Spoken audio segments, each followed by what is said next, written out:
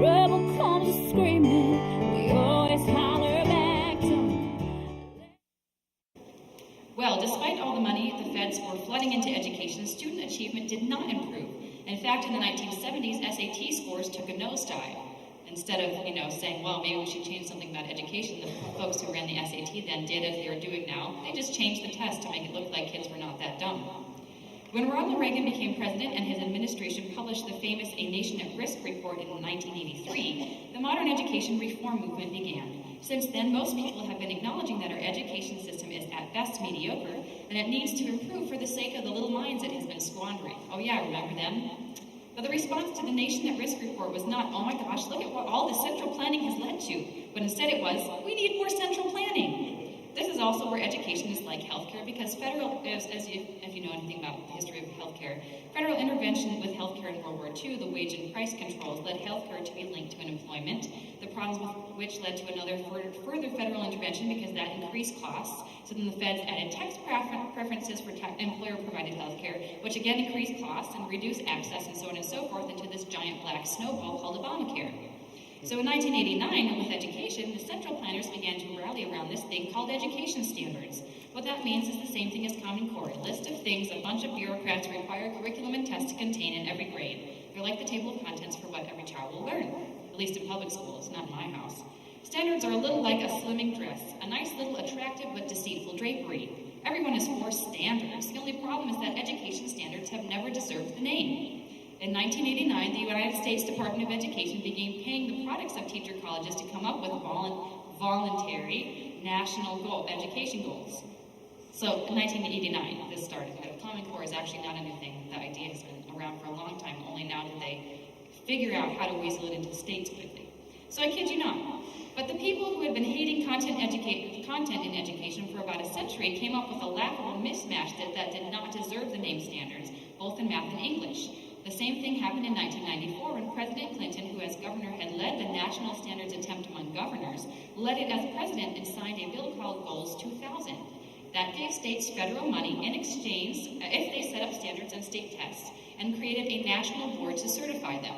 If you remember, the revolt led by Newt Gingrich, when the Republicans came to power in the midterms there, they trashed the national board so that it could not be telling states what to do with its curriculum. And again, it just surfaced inside nonprofits with Common Core. We'll get to that in a bit. So the unelected bureaucrats who wrote these standards for Goals 2000 aimed not to codify the best things for children to learn, but again tried social engineering to, this is quotes from them, to revolutionize the field. That meant, of course, more mush-minded garbage, but now federal money was tied to having state standards look like these voluntary national standards, so states went along. And by gosh, one of the reasons Common Core proponents give for why we have to have Common Core is that the previous state standards created under the national standards push are so rotten. They ignore that it's the process that is the underlying problem, the reason that these standards are always subpar. Then in 2001, everyone said again, kids still aren't learning anything despite all of our attempts at micromanagement, which we call reform. You should be able to guess their answer by now. More central planning. I'm going to start a chorus there, right? I'll just point at you and you can all say more central planning. So they reauthorized Lyndon Johnson's Elementary and Secondary Education Act. They called it No Child Left Behind, giving states a massive boost in federal funds. I don't like calling them federal funds because they're my funds, right? They don't belong to the federal government. They're taking them from me and my children. But this time requiring states, in order to get these federal funds, to all set education standards and test their kids on them every year and publish the results. They also penalized states for setting high standards again by requiring all children to meet whatever standards states set up. All kids are supposed to be proficient by this year, 2014, except Arnie Duncan decided that he likes, ruling from the executive branch. So he has unilaterally rewritten the law and given states waivers, so as long as they do whatever he wants, he will still continue giving us our education money. So apparently all these folks forgot that calling kids something like proficient is very different from kids actually being proficient. So states responded logically to this mandate by setting standards so low that a flea could reach them.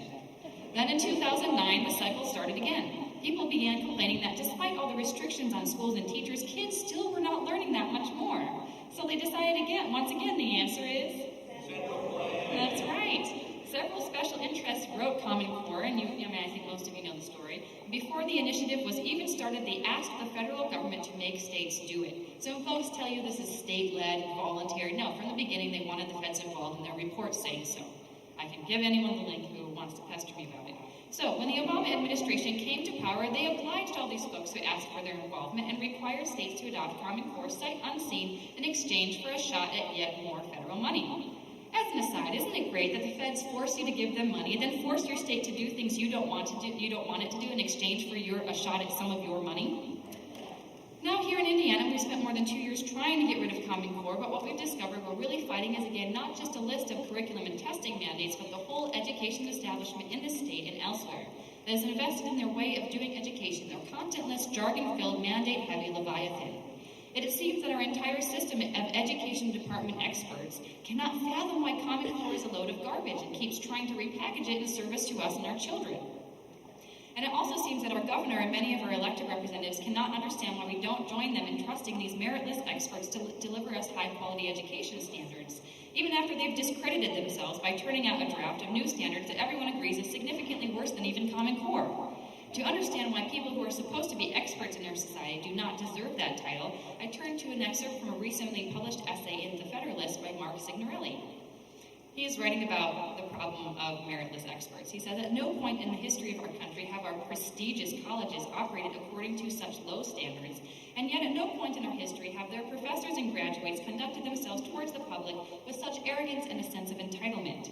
Our elites are the kind of students who can pull straight A's taking courses like Arguing with Judge Judy, UC Berkeley, and Getting Dressed, Princeton, and aided by decades of grade inflation and probably paying to have half their papers written for them.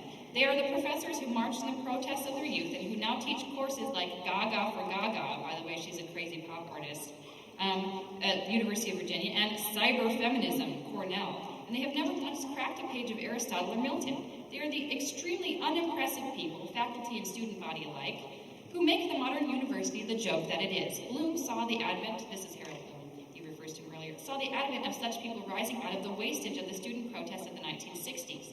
The elite should really be elite, but these elitists were given the distinction they craved without having earned it. The university provided a kind of affirmative action elitism.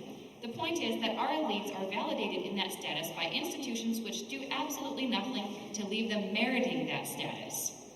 So these same meritless elites are also telling us that we need a national system of education mandates and tests in order to, in the words of Governor Pence and Speaker of House Brian Bosma, align education and the workforce. I'm working right now on co-authoring a huge paper about how Common Core's data collection imperative is for the purpose of plugging education into a managed economy. The short of it is that big data, the same kind of vast net of information being collected and analyzed by the NSA, is coming to education. In fact, it's already inside education. And one of the justifications is because people do not have the skills businesses want to purchase. Any free market person or any sane person would look at that problem and say, what is the government intervention making it so that people are not acting in their best interest by preparing for a career they will enjoy and for which they can get paid a wage that they want? They might finger myriad things, such as the misuse of any old college degree to screen job candidates, or the fact that so many people are going to college for majors that have no economic value because other people are paying for them to spend 6 years doing Jell-O shots, or the degradation of elementary and middle school such that kids need another 8 years of general education before they can begin to pursue vocational training, or the minimum wage that prices teens out of getting job experience early so they can move up by the time that they're 18, or any number of idiotic and counterproductive government interventions. Instead, however, nanny statists of all political stripes look at the problem government caused and again fancy that the answer is upping the dosage. We need to start not treating children like human beings with souls, but collecting thousands of data points for central planners to review and manipulate so as to better manage the collective's human capital.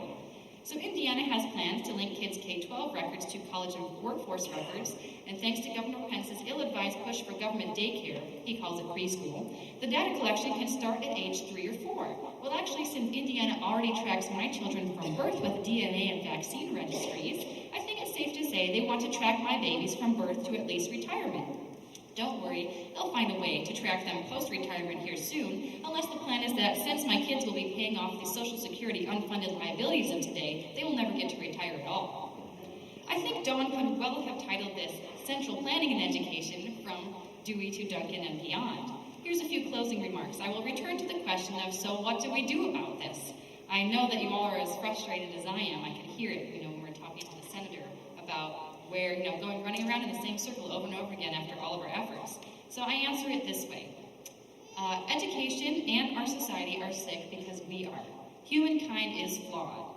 That truth can make you despair if you don't have religion. The bad news is human nature is evil. The good news is redemption. Redemption is also part of the human story. We do not have to stay in the pit. I do not believe that education can save the human soul. Many of the people involved in education policy use it as a substitute for church and family because education is where government touches children and the human character deepest. Many children are not getting care from their family and church community, setting the stage for more government intrusion into all of our families and churches, on the excuse that look at these children who need some help. I believe that we must do double duty now if we want to prevent further government intrusion in the name of children whose families are not caring for them. We must be responsible both for our own children and those children nearby whose families cannot or will not care for them. There are many ways to do this: volunteer tutoring, working in soup kitchens, church outreach to needy families, just making friends in your neighborhood, marriage counseling, and even, and this is something I cling to when I look at all my children and wish that I could see their faces sometimes because I'm busy writing speeches on the computer, I know that it's also helpful for society just to set a good example for others by taking care of your own marriage and your own children. One way that my husband and I have decided to pursue this, doing something about our society, is starting a school for our children and for all the children whose families want to join us. We could do just fine homeschooling our babies, but our babies have to live with neighbors, and we want those neighbors to be well-educated too, lest their unchecked passions rob my kids of their life, liberty, and pursuit of happiness. So my Nathaniel is going to Hillsdale's graduate school this fall to study the human condition and prepare to found a Christian classical school here in Fort Wayne. We know it will be a pain in the butt, but so are children. And despite the temporary hardships that both of these bring, we know the truth that these are both good and beautiful. And if you're interested in joining us, or you know others tomorrow, you can let me know. I believe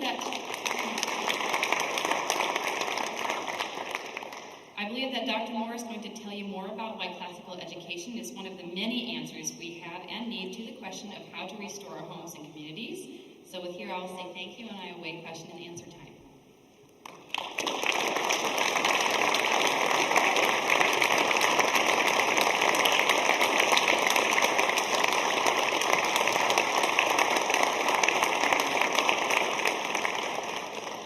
Thank you, Joy. We appreciate the purpose, history, and reality of education in America today. Thank you so much.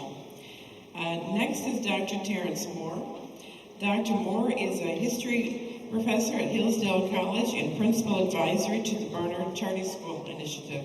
He has helped start several charter schools and is now helping found a dozen others. He has testified before numerous state legislators, parent, and citizen forums, exposing the deleterious effects of Common Core, college and career-ready standards. Dr. Moore has also been a guest on numerous talk shows, podcast interviews, etc. We are proud to call him a Hoosier, and we thank you for all of your work, for your efforts, and we're so grateful that you could come today. Dr. Moore.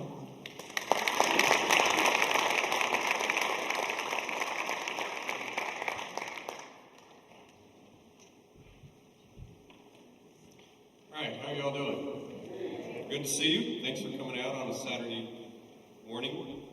Looks like in terms of the weather, we're going from snow to rain. I think that's an improvement.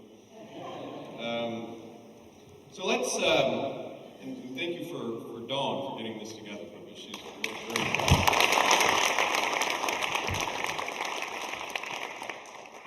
And this has been planned for a long time, and so we didn't, I think when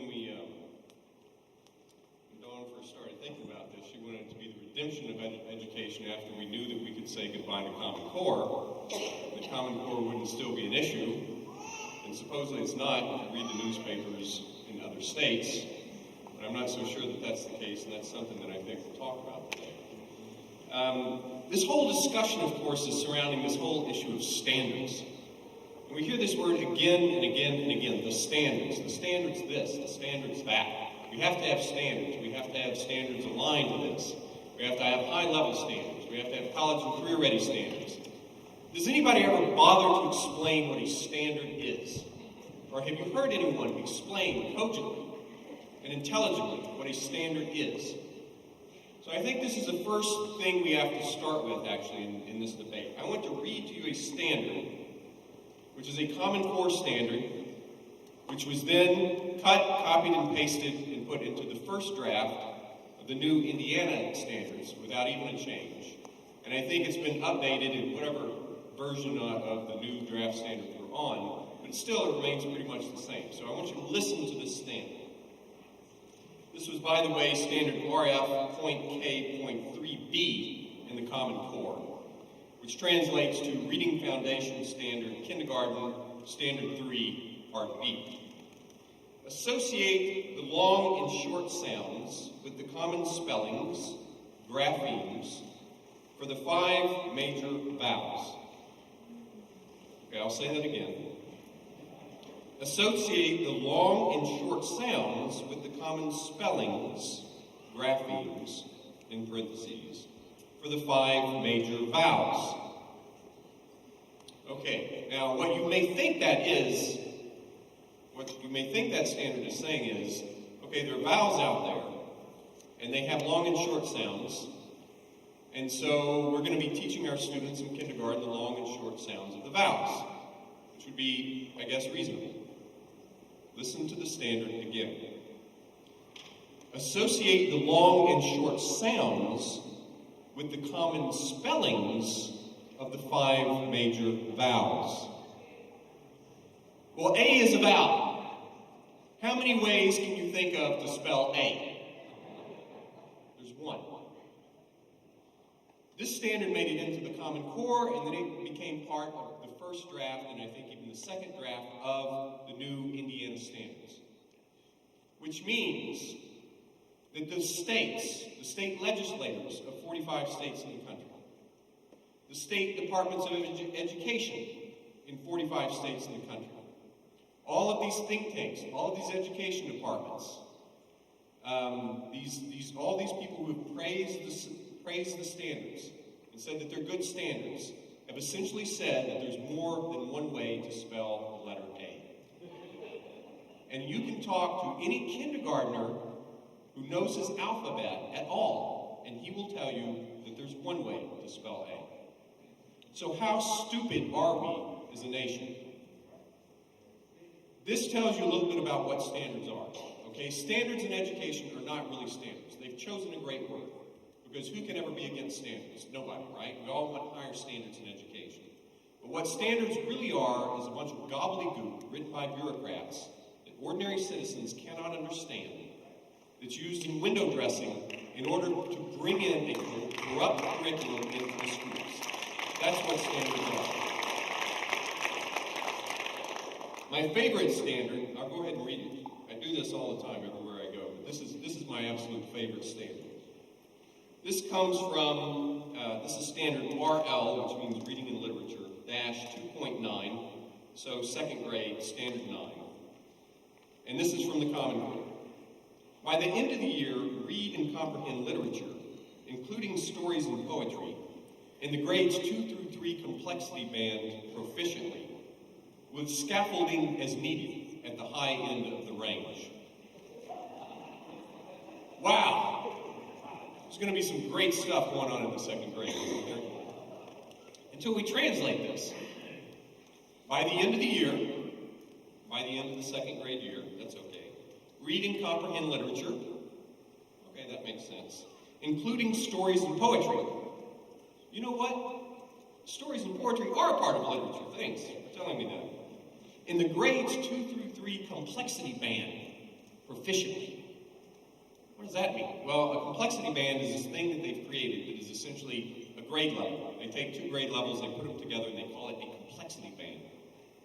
With scaffolding as needed at the high end of the range. Scaffolding, you may not know this, but it's the educational buzzword at the moment in schools and districts and all the rest of it. It's taken from the image of scaffolding we would use to erect a building. Once the building is erected, the scaffolding goes away. It's no longer needed because you have a complete structure. In the old days, we called scaffolding teaching. Or you could even call it help. So let me read again and then translate this standard. By the end of the year, read and comprehend literature, including stories and poetry, in the grades 2 through 3 complexity band proficiently, with scaffolding as needed at the high end of the range. Translation: students in second grade should read and understand more difficult books at the end of the year than at the beginning. They may need help, though. So that's your standard. And this standard is being cut, copied, and pasted and put into the new draft standards of whatever version we are on the supposedly new Indiana standards. The same words, scaffolding's in there. I have it on my laptop and I pull it up as I'm commenting on these standards, and it's all over the place. So these standards have not changed. Now, if this were just simply a bit of bureaucratic absurdity, I suppose we could live with it. It would be nonsense, but we could just tell teachers, don't read that stuff, don't take it seriously. When I was running a high school out in Colorado, in fact running a K-12 school, we never looked at the standards, not once. I took them down one time and I just started laughing. They were so ridiculous. So you could do that, except, as I said, the standards are the thing that is put in place so that they can bring in a particular kind of curriculum into the schools, because that's what they're after. They don't, frankly, care about the standards. What kind of curriculum? Well, we have a pretty good indication of this, because if you look in textbooks that bear the Common Core logo, and if you do enough looking around at the way that the Common Core is written, the entire document, you can see exactly what they're trying to do. And I've used a whole bunch of different examples, and one time the other day I got a complaint that I'm always using the same example. So let me use one that I haven't used, at least in a spoken venue in Indiana.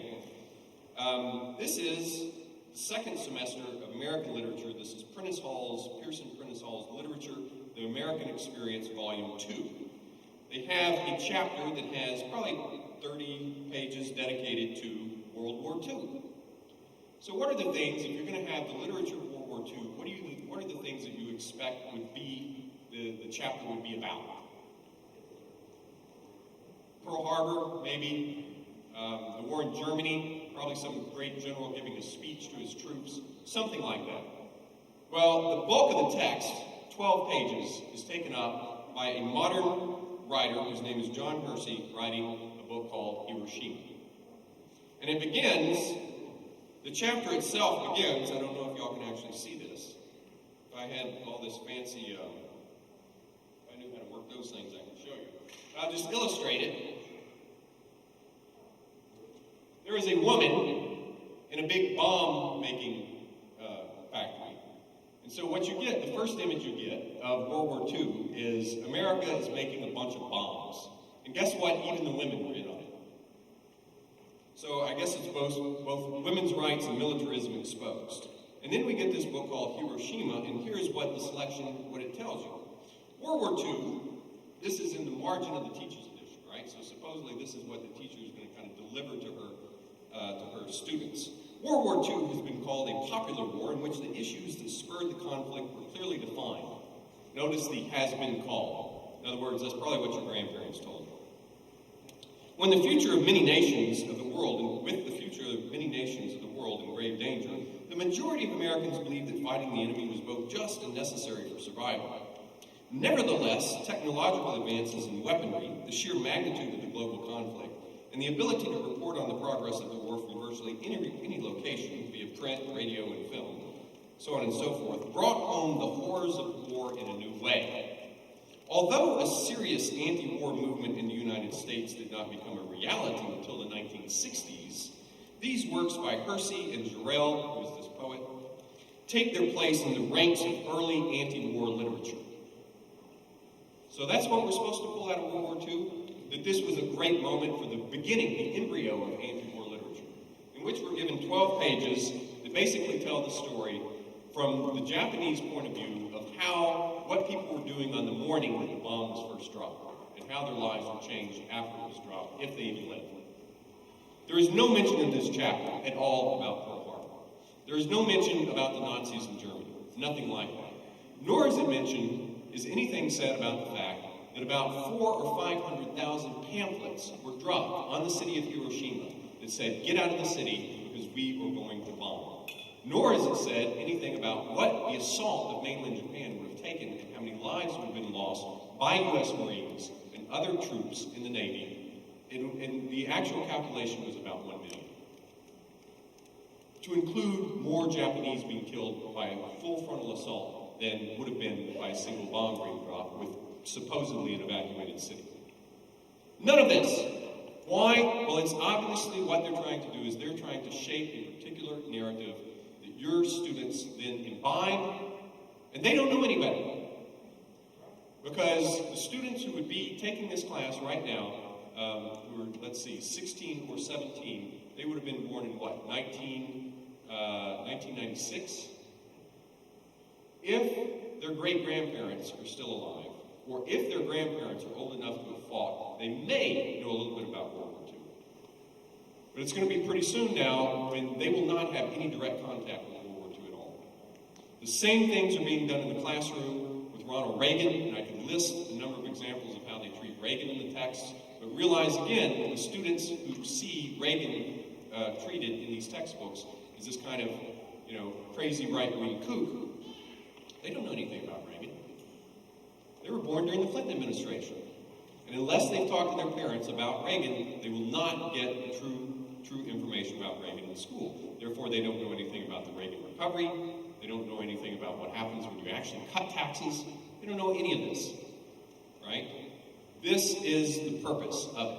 Now, you may think, and so many people say this, and I've heard superintendents, I've heard state superintendents who, I've even debated one down in Alabama, I've heard local district superintendents, I've heard state legislators get up and say, oh, this is not going to happen in the state of Alabama. Oh, this is not going to happen in Warsaw, Indiana. Oh, this is not going to happen in Angola, Indiana, where I live. No, this has never happened. If you were paying attention when we gave testimony in August before the state legislature, and a bunch of us were against it, the folks who spoke for it, especially this one clever fellow who was speaking, who helped write some of the math standards, he said that the reason that Indiana needed to adopt the Common Core is because Indiana only occupies about 2% of the textbook market. So if they were the one state out there that wasn't following the Common Core, where would they ever find textbooks from? They know exactly what happens in education. You adopt a set of standards, everybody panics because you don't know what you're going to be teaching based on these standards. On the white horse, in runs Pearson Prentice Hall with their teacher in a box and says, here, teach this. And the teachers who have been made to fear standardized tests and who have been trained to love standardized tests based on their own education school environment, they just do it. And it's getting worse because now it's just in books. Pretty soon it'll be on a TV network. There's essentially a Common Core video site out there where you can just watch or you can just show it to your students, and then it's not even education anymore. It's not teaching anymore. It's programming. I could go on about this book, and I won't do this, but I flip a few pages here, and I have smiling at me none other than the great American author, George Clooney, who wrote a play that got turned into a movie, Good Night and Good Luck, about Edward R. Murrow. And of course, it's an attack on McCarthy, because as we know, every right-wing extremist is a McCarthyite, so we have to take McCarthy down in the schools. This is ridiculous, okay? This isn't Melville. This isn't Poe. This is pure political propaganda, and this is the thing that gets in schools, Indiana schools included.